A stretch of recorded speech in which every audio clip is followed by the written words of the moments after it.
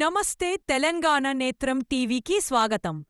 ముఖ్యాంశాలు: కృష్ణానది నీటి విడుదల.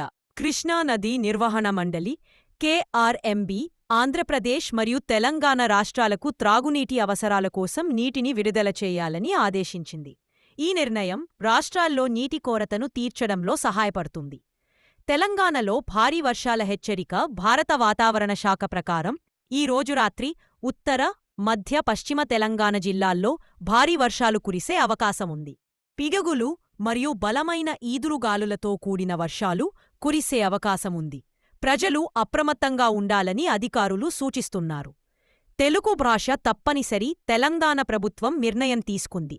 2025-26 విద్యా సంవత్సరం నుండి అన్ని బోర్డుల పాఠశాలల్లో సిబిఎస్ఈ, ఐసిఎస్ఈ, ఐబీ తెలుగు భాషను తప్పనిసరి చేయాలని. మిస్ వరల్డ్ పోటీదారుల తెలంగాణ పర్యటన. హైదరాబాద్లో జరుగుతున్న మిస్ వరల్డ్ పోటీ సందర్భంగా అంతర్జాతీయ పోటీదారులు తెలంగాణ గ్రామీణ సంప్రదాయాలను అనుభవించారు. వారు పల్లెపాటలపై నృత్యం చేసి రాష్ట్ర సంస్కృతిని ఆస్వాదించారు. సినిమా థియేటర్ల మూసివేత.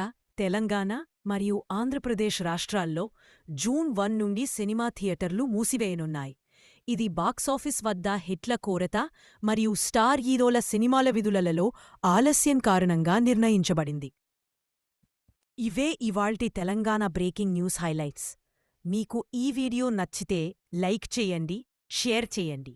ఇంకా ఇలాంటి వార్తల కోసం మా ఛానల్ని సబ్స్క్రైబ్ చేయండి. మళ్ళీ కలుద్దాం. జై తెలంగాణ.